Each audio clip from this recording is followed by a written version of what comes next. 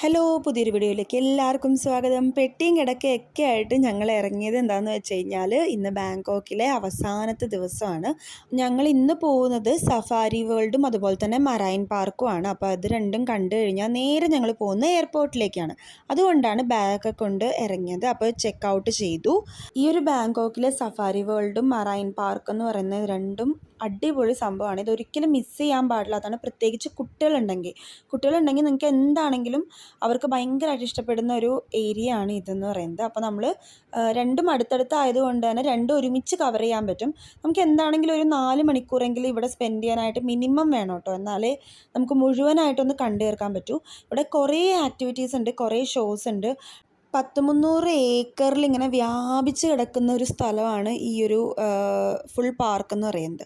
അത് 2 സോണായിട്ട് അവർ ഡിവൈഡ് ചെയ്തിട്ടുണ്ട്. ഒന്ന് നമുക്ക് നടന്ന് കാണാൻ പറ്റുന്നതാണ്, മറ്റേന്ന് പറയുമ്പോൾ നമുക്ക് നടക്കാൻ പറ്റില്ല. അവിടെ നടക്കാനുള്ള ഏരിയ അല്ല. നമ്മൾ ജീപ്പിലോ അല്ലെങ്കിൽ ഇവരുടെ തന്നെ സെക്യൂർഡ് ആയിട്ടുള്ള ബസ്സിലോ പോകണം, അല്ലെങ്കിൽ നമ്മൾ കൊണ്ടുവന്ന പ്രൈവറ്റായിട്ട് വിളിച്ച ടാക്സിയിലും നമുക്ക് പോയി കാണാവുന്നതാണ്. അങ്ങനെ 2ആയിട്ടാണ് ഇത് ഡിവൈഡ് ചെയ്തിരിക്കുന്നത്. അപ്പോൾ രണ്ടും കണ്ടു തീർക്കേണ്ടത് തന്നെയാണ്. രണ്ടും ഒരു ഡിഫറെൻറ്റ് എക്സ്പീരിയൻസ് ആയിരിക്കും. അപ്പോൾ നമ്മൾ കയറി ചെല്ലുമ്പോൾ തന്നെ ആദ്യം കാണുന്നത് ഒരു ഷോപ്പിംഗ് ഏരിയയൊക്കെയാണ്.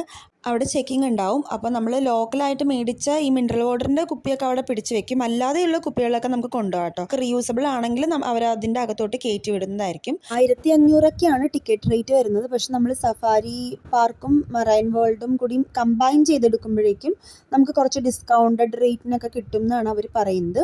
അപ്പോൾ നമ്മൾ ഇതിൻ്റെ അകത്ത് കയറി ചെല്ലുമ്പോൾ ആദ്യം കാണുന്നത് ഇതുപോലെ ഈഗിളിൻ്റെയും പിന്നെ ഔളിൻ്റെയും ഒറങ്ങുട്ടൻ്റെയും ഒക്കെ കൂടെ നിന്നിട്ട് ഫോട്ടോ എടുക്കാനുള്ളൊരു ഏരിയ ആണ്. അപ്പോൾ അവിടെ സെപ്പറേറ്റ് ആയിട്ട് നമ്മൾ ടിക്കറ്റ് പേ ചെയ്തിട്ട് വേണം ഇതൊക്കെ ചെയ്യാനായിട്ട്.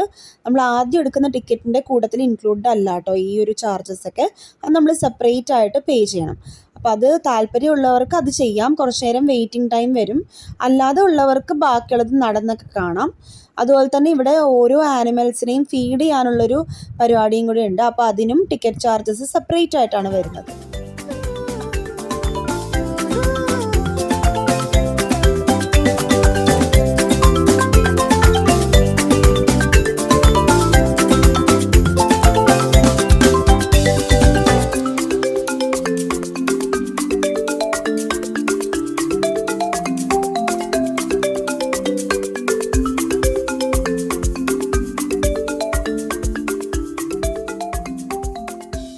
ഗേറ്റ് ഓപ്പൺ ആകുന്ന ടൈം 9 മണിയാണ്. പക്ഷേ എല്ലാവരും 8:45 തന്നെ വന്നിട്ട് ടിക്കറ്റൊക്കെ എടുത്ത് റെഡി ആയിട്ടിരിക്കും. കാരണം എന്ന് വെച്ചാൽ ബാങ്കോക്ക് എന്ന് പറയുമ്പോൾ ഇവിടെ കേരളത്തിലെ പോലെ തന്നെ നല്ല ചൂടാണ്. അപ്പം ടൈം കൂടുന്തോറും അവിടെ ഉച്ചയൊക്കെ ആകുമ്പോഴേക്കും എല്ലാ ആനിമൽസും ഉറങ്ങും. അതുപോലെ തന്നെ ഭയങ്കര ക്ഷീണിച്ചിങ്ങനെ കിടക്കുമായിരിക്കും. രാവിലെ ആകുമ്പോൾ അത് കുറച്ചും കൂടി ആക്റ്റീവ് ആയിരിക്കും. അപ്പോൾ ആ ഒരു ടൈമിൽ എത്തിക്കഴിഞ്ഞാൽ കുറച്ചും കൂടി ആക്റ്റീവായിട്ട് നമുക്ക് ആനിമൽസിനെ കാണുകയും അതുപോലെ തന്നെ ഫോട്ടോ എടുക്കാനുള്ളവരൊക്കെ ഉണ്ടെങ്കിൽ ആ ഒരു ടൈമിൽ കുറച്ചും കൂടി തിരക്ക് കുറച്ച് കുറവായിരിക്കും എന്നാണ് ഇവർ പറയുന്നത്. അപ്പോൾ ആ ഒരു ടൈമിൽ എത്താനായിട്ട് ശ്രദ്ധിക്കുക.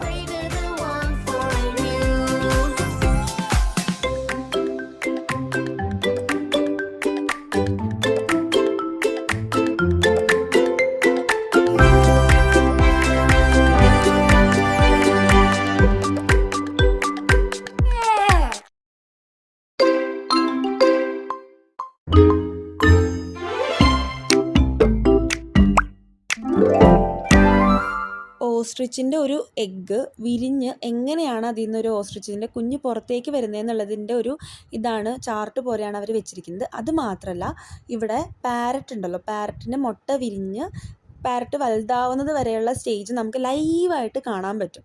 അത് ഭയങ്കര ഒരു അടിപൊളി സംഭവമായിരുന്നു. ശിവും അൻവിയും എല്ലാവരും പാറും എല്ലാവരും നന്നായിട്ട് എൻജോയ് ചെയ്തു. ഇവൻ മിയയ്ക്ക് വരെ അടിപൊളിയായിട്ട് എൻജോയ് ചെയ്യാൻ പറ്റി. ഞങ്ങളും നന്നായിട്ട് എൻജോയ് ചെയ്തു കേട്ടോ. അപ്പോൾ ഇവിടുത്തെ കുട്ടികളെയൊക്കെ ട്രിപ്പ് കൊണ്ടുവരുന്നത് ഇതുപോലുള്ള ഏരിയാസിലാണ്. അപ്പോൾ കണ്ടവർക്ക് മനസ്സിലാക്കാമല്ലോ. പറഞ്ഞു കേട്ട് മനസ്സിലാക്കുന്നതിനേക്കാളും കണ്ട് മനസ്സിലാക്കുമ്പോൾ അവർക്ക് കുറച്ചും കൂടി അത് മനസ്സിലെപ്പോഴും തങ്ങി നിൽക്കും.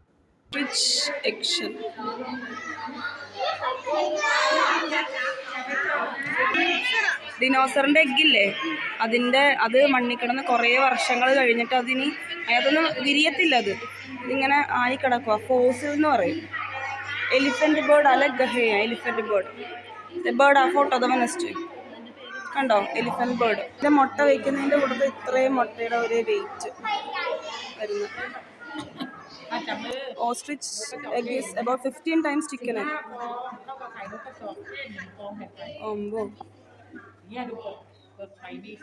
There are about 7,500 pores in the eggshell for exchanging air and humid. ഞാൻ ആ വായിച്ച് നടന്നതും കാര്യങ്ങൾ പറഞ്ഞു കൊടുത്തത് ശിവുവിനും അൻവിക്കുമാണ്. രണ്ടുപേരും എൻ്റെ കൂടെയായിരുന്നു. അപ്പോൾ അതുകൊണ്ട് ഞാൻ വായിച്ച് പറഞ്ഞ് മനസ്സിലാക്കുമായിരുന്നു. അപ്പോൾ ഡിനോസർ എഗ്ഗിൻ്റെ അകത്ത് നിന്ന് ഡിനോസർ പുറത്തോട്ട് വരുമോ എന്നുള്ളതായിരുന്നു അവർക്ക് ഡൗട്ട്. അപ്പോൾ അത് വരില്ല എന്ന് പറഞ്ഞു. അതിൻ്റെ ഒരു വിഷമത്തിലായിരുന്നു രണ്ടുപേരും. ഡിനോസറിനെ ഒന്ന് കാണണമെന്നുള്ളത് ശിവുവിൻ്റെ വലിയൊരു ആഗ്രഹമാണ് കേട്ടോ. അപ്പോൾ അത് കഴിഞ്ഞ് ഞങ്ങൾ പുറത്തോട്ട് ഇറങ്ങിയപ്പോഴേക്കും ഇവിടെ ചൈനീസ് ന്യൂ ഇയറിൻ്റെ ആ ഒരു ടൈമായിരുന്നു. അതുകൊണ്ട് അതിൻ്റെ കുറച്ച് ആഘോഷ പരിപാടികളാണ് ബാക്കി നടന്നുകൊണ്ടിരിക്കുന്നത്.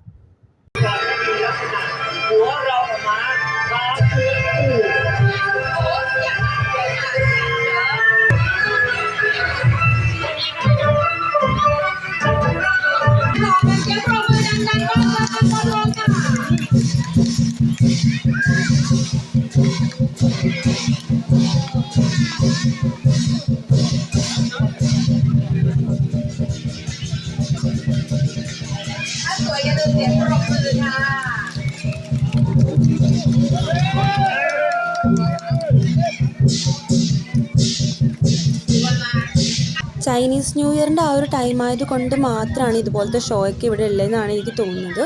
അപ്പോൾ ബാക്കിയുള്ള വിശേഷങ്ങളൊക്കെ അടുത്ത വീഡിയോയിൽ കാണാം.